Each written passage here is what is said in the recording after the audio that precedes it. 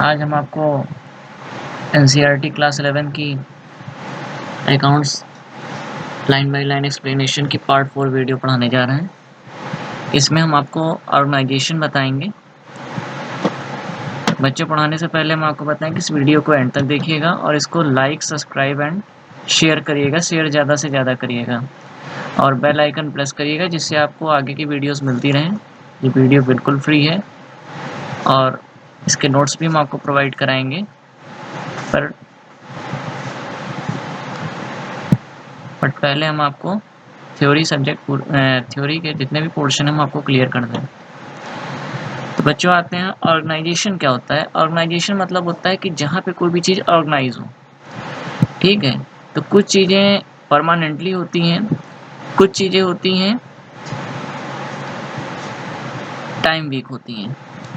तो परमानेंटली कौन सी ऑर्गेनाइजेशन होते हैं? जैसे कोई कंपनी हो गई, ठीक है, जैसे कोई कंपनी हो गई या कोई स्टार्टअप हो गया, तो ये परमानेंट चलते रहते हैं। टाइमिंग वाले कौन से होते हैं? जैसे कोई फंक्शन हो गए, प्रोग्राम हो गए, तो ऑर्गेनाइज होता है ना ये भी चीज़। तो जहाँ पे बहुत सारे लोग एक साथ संगठित होते हैं, ऑर्गेनाइज होते हैं। ठीक है, ऑर्गेनाइज किसी भी चीज़ को कह सकता है, क्या नाम है, प्रोडक्ट को भी कह सकता है, किसी भी चीज़ को कह सकता है कि जो एक साथ इकट्ठा करके उसको स्टेप बाय स्टेप में किया जाए। स्टेप बाय स्टेप मतलब जैसे मान लीजिए कि ये एक सर्कल है, ठीक है, यहाँ पे कोई पार्टी चल रही है, शादी की पार्टी चल रही है। ठीक है, अब यहाँ पे 1 पर्सन आ रहा है, 2 पर्सन आ रहे हैं, 3 पर्सन आ रहे हैं, 4 पर्सन आ रहे हैं। ठीक है, ऐसे ऐसे करके बहुत सारे। तो इस जितने भी लोग आ रहे हैं वो इसी एक जो शादी का जो प्लेस है या पैलेस है, वहाँ पे आकर के इकट्ठा हो रहे हैं ना, तो ये ऑर्गेनाइज हो रहा है। ऐसा तो नहीं रहा कि ये 1 पर्सन ये इधर चले जा रहे हैं, ये 1 पर्सन जो है क्या कहते हैं, ये इधर चले जा रहे हैं, ऐसा तो होता नहीं। ये ऐसे चले जाएं, ये ऐसे चले जाएं, तो कोई मतलब ही नहीं रहेगा। तो उसी तरीके से कंपनी भी होता है। कंपनी कब ऑर्गेनाइज होती है कि एक कोई प्लेस होगा, एक कोई प्लेस हो गया, पैलेस होगा, कोई भी चीज़ होगी, स्थान होगा एक, तो वहाँ पे क्या होंगे, वर्कर्स भी होंगे। ठीक है, वर्कर्स, मैनेजर्स भी होंगे कंपनी के, एंड मशीनरी भी होगी। ठीक है, अभी नॉन लिविंग थिंग से भी ऑर्गेनाइज हो रही है, एंड टूल्स भी होंगे। अब टूल्स आप सोचेंगे मशीन के टूल्स नहीं होते हैं, कंपनी के टूल्स मैनेजर भी होते हैं, वर्कर्स भी होते हैं, एम्प्लॉय भी होते हैं। ठीक है, अब आप कहोगे कि एम्प्लॉय और वर्कर्स में डिफरेंट क्या है, तो हम आपको आगे बताएंगे, लेकिन आपको एक छोटा सा आइडिया दे दे रहे हैं। वर्कर्स वो होते हैं जो वेजेस बेस पे होते हैं, एम्प्लॉयज जो होते हैं सैलरी और वेजेस दोनों में होते हैं। ठीक है, और डीप में बता दें कि जो वर्कर्स मीन्स क्या, कि जो पर डे काम कर रहा है, पर डे काम कर रहा है, उसको पर डे पैसा चाहिए उसका। एम्प्लॉयज में क्या है कि वो मंथली बेस भी हो सकता है, क्वार्टर मंथली भी हो सकता है, और वो जितना भी काम कर रहा है उसका पैसा उसको एक फिक्स अमाउंट में मिलेगा। ठीक है, इसका मेंटली वर्क होता है। तो हम इसमें आते हैं, organisation refers to a business enterprises. Organisation हमेशा रेफर्स करता है बिजनेस इंटरप्राइजेस को। बिजनेस इंटरप्राइज कि जहाँ पे बिजनेस होना चाहिए, कोई भी इंटरप्राइजेस हो, चाहे वो स्टील का हो, चाहे वो रुई का हो, चाहे क्या नाम है, वूल का हो, तो जो भी काम हो रहा है वहाँ पे एक बिजनेस होना चाहिए। बिजनेस मीन्स जहाँ पे व्यावसायिक गतिविधियाँ होनी चाहिए, मतलब लोग बिजी रहें, जिसका मेन फॉर्म क्या होता है, इकोनॉमिकल गोल होना चाहिए उनका। और इकोनॉमिकल गोल किसमें मेन बेसिक होता है, जहाँ पे मॉनेटरी यूनिट होनी चाहिए, ऐसा कि मैंने आपको पहले बताया। ठीक है, मॉनेटरी यूनिट होनी चाहिए, वेदर फॉर प्रॉफिट और नॉट प्रॉफिट मोटिव। तो ऑर्गेनाइजेशन रेफर्स क्या करता है, जहाँ पे प्रॉफिट या नॉट फॉर प्रॉफिट मोटिव होना चाहिए। उनका उद्देश्य क्या होना चाहिए, जहाँ पे तो लाभ हो या तो लाभ ना हो।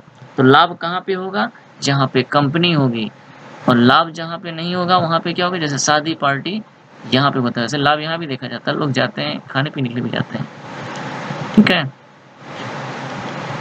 Then depending upon the size of activities and level of business operation. अब इनका ऑर्गेनाइजेशन हमेशा किस पर डिपेंड करता है कि level of business, level of business and size of activities. तो बिजनेस का आकार जितना बड़ा होगा उसके कार्य उतने ही बड़े होंगे। Okay, it can be a sole of property, sorry proprietary, proprietary means होगा मालिक, concern partnership firm, cooperative society, company, local authority, municipal corporation और any other association of persons. ये बता रहा है कि जैसे मान लीजिए कि कोई भी सोल प्रॉपर्टी मतलब कोई एक कंपनी का मालिक हो, जैसे मान लीजिए किसी एक कंपनी है, उसका एक ही मालिक है, वो खुद पे ही सारी कंपनी सारे वर्क खुद ही करता है, तो उसका आकार छोटा हो जाएगा। पार्टनरशिप फर्म कौन सी होगी, जैसे बहुत 3-4 लोग 5 लोग मिलकर एक फर्म खोलते हैं और उनका शेयर रेशियो जो होगा वो 1/3 होगा या 1/2 होगा, आधा आधा होगा, एक जितने भी होंगे वो अपने हिसाब से सेट कर लेंगे।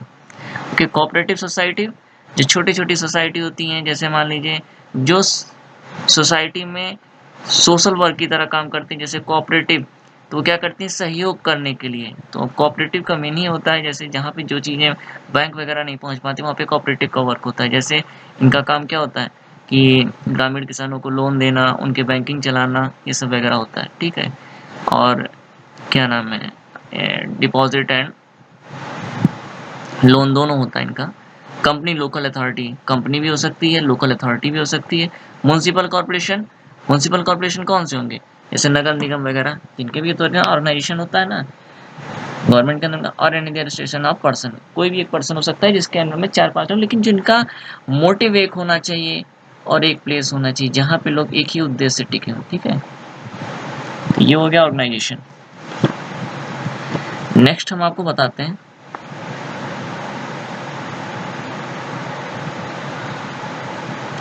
interested users of information.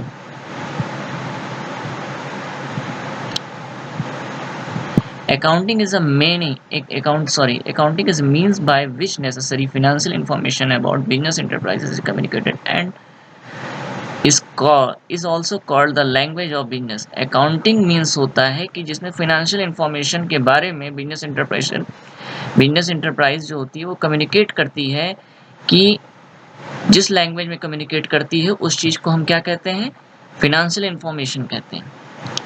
ठीक है, अकाउंटिंग का मतलब ये होता है कि हम जिस भाषा में फिनेंशियल इंफॉर्मेशन के बारे में बात करें, जैसे भाषा क्या होगा, न्यूमेरिकल वैल्यू होगी ना, यहाँ पे राम को कितना दिया, राम को कितना दिया, ठीक है, फर्नीचर आया, तो ये सब कौन सी लैंग्वेज हो रही है, यहाँ पे लैंग्वेज किसकी, मॉनेटरी वैल्यू की लैंग्वेज हो रही है। ठीक है, तो यहाँ पे कम्युनिकेट कर लैंग्वेज क्या है, बिजनेस की, उसको बिजनेस कहा जाता है, कि जो भी मॉनेटरी फॉर्म में होगा वो बिजनेस कहलाएगा। मैनी यूजर्स, लेकिन बिजनेस में जरूरी नहीं है कि मॉनेटरी फॉर्म में होना चाहिए, लेकिन बेसिक टूल्स इसके जो क्या होते हैं वो मॉनेटरी फॉर्म होने चाहिए। Many users need financial information in order to make important decision. बहुत सारे यूजर्स को क्या आवश्यकता होती है, फिनेंशियल इंफॉर्मेशन क्या करती है कि वो उनको ऑर्डर से डिसीजन लेने में उनको सहायता देती है। जैसे कि बहुत सारे कंपनी के मालिक हैं या कंपनी के मैनेजर हैं, उनका क्या करते हैं फिनेंशियल, क्योंकि कंपनी अगर डाउन हो रही है तो डिसीजन लेते हैं कि भैया ऐसा है कि हम अपने कंपनी के वर्कर्स को कम करेंगे, ठीक है, इसका साइज छोटा कर देंगे, इसका साइज छोटा कर देंगे। अगर मान लीजिए कि कंपनी की अर्निंग ज़्यादा है तो कंपनी के ब्रांचेस बढ़ाने पड़ेंगे, ठीक है, क्योंकि हमें और हमारे पास वर्क बहुत ज़्यादा है तो हम इसके ब्रांचेस बढ़ाने पड़ेंगे। ये डिसीजन हम सही टाइम पे ले सकते हैं। देन यहाँ पे थे, this users can divided into 2 boards categories, internal user, external user. Internal users मैंने आपको बताए थे, employees, manager etcetera. External users में क्या होंगे, बायर, सेलर, मेन बेसिक ये होते हैं, लेकिन डेटर्स, क्रेडिटर्स, ठीक है, प्रोडक्ट देने वाले हैं जितने भी हों, तो सब या तो लेनदार ही होंगे तो देनदार होंगे, दोनों सेलर या बायर में कैटेगरी में ही आएंगे। बेसिक टूल्स वही होते हैं। सेलर बायर कैसे होंगे, बायर कौन सा होगा, जो आप सामान बनाकर दोगे वो खरीदने वाला होगा, चाहे वो क्रेडिटर हो चाहे जो हो। सेलर कौन होगा, जिससे आप प्रोडक्ट कच्चा रॉ मटेरियल आप खरीदते हो, क्या करते हो पहले आप रॉ मटेरियल खरीदते हो ना। ऐसे मान लीजिए कि आप स्टील की कंपनी है, ठीक है,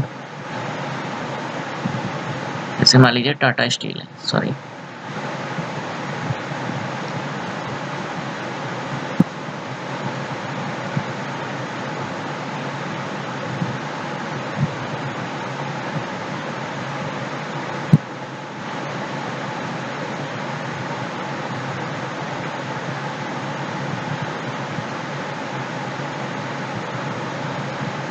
जैसे मान लीजिए कि टाटा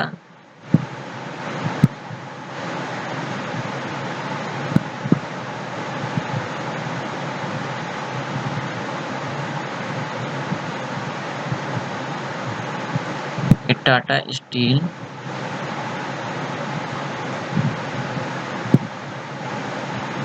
कंपनी है, तो ये क्या करेगी, पहले ये जहां से रॉ मटेरियल होगा स्टील का,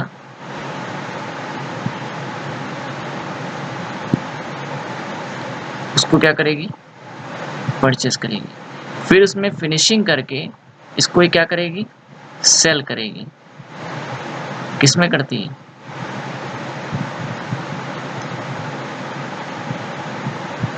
ठीक है, थोड़ा सा गंदा हो गया। सेल करेगी, क्या करेगी, इसको फिनिशिंग करके, जैसे लोहे की रॉड, स्टील की रॉड हो गई, या पोल हो गए, जितने भी हो गए एटसेट्रा, ठीक है, तो ये बना कर देगी तुम।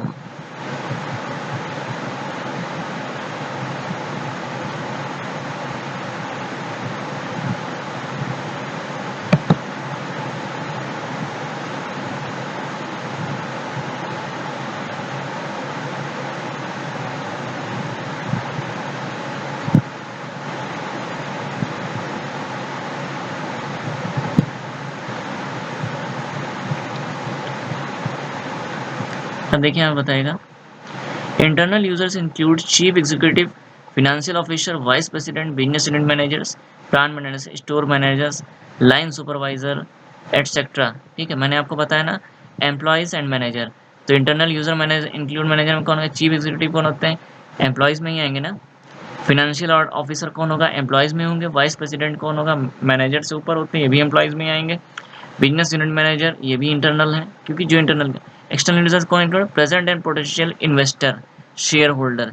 तो शेयर होल्डर आपके कौन होते हैं, एक तरीके से ये आपके बायर भी होते हैं, सेलर भी होते हैं। Creditors, bank and other financial institution, debentures holder and other lenders, ये सब शेयर, इनकी बेसिक टर्म्स जो होती है वो सेलर एंड बायर की होती है।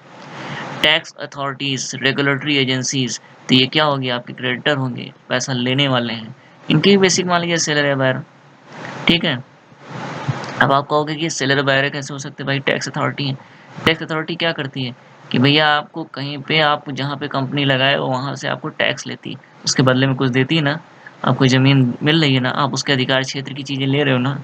Department of company affairs and registrar of companies, तो ये भी आपके externally, security and exchange board of Indian labour union, trade association, stock exchange and customer etcetera. तो जितने भी इंस्टीट्यूट्स हैं जो आप पे गवर्न करती हैं वो एक्सटर्नल यूजर्स हैं। ठीक है, since the primary function of accounting is the provide useful information for decision making is means and and with and being the decision that is helped by the availability of accounting information। ठीक है, तो ये क्या कह रहा है यहाँ पे कि जो ये प्राइमरी फंक्शन होते हैं अकाउंटिंग के, ये यूज़फुल होते हैं किस चीज़ के लिए, डिसीजन मेकिंग के लिए। कि इनका मतलब होता है कि अंत से लेकर के शुरुआत तक की जितनी भी चीज़ें होती हैं, एंड टू बिंग, ठीक है, अंत के साथ साथ किसी भी चीज़ के शुरुआत तक डिसीजन लेती हैं, जो कि हमें हेल्प करती है अकाउंटिंग इन्फॉर्मेशन। अकाउंटिंग इन्फॉर्मेशन क्या करती है, मान लीजिए कंपनी डाउन होने वाली है, तो हम क्या करेंगे कि कंपनी को कैसे हम उसको फिर से ग्रो अप करें, तो हम उस पर डिसीजन इन्फॉर्मेशन चेक करते हैं। इन्फॉर्मेशन कैसे चेक करते हैं, हम अपनी अकाउंटिंग चेक करते हैं कि हमारी अर्निंग कितनी थी। ठीक है, मान लीजिए हमारी अकाउंटिंग लगातार सही चल रही है, तो हमें आगे बढ़ाना है, तो भी हम अर्निंग चेक करेंगे कि हमारी अकाउंटिंग किसकी किसकी, हमारी अकाउंटिंग में कितनी हमारी कॉस्ट लगी थी, कितनी हमको सेल आई थी, कितना हमें प्रॉफिट है, कितनी अर्निंग है, कितनी हमारी गुडविल है, ये सब हम चेक करते हैं उसी से। ठीक है,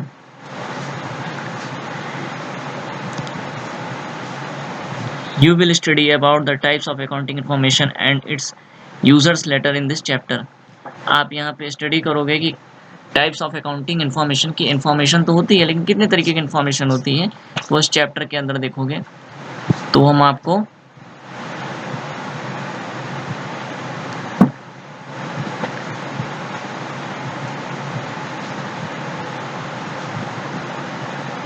इस चैप्टर के अंदर आगे देखने को मिलेंगे आपको।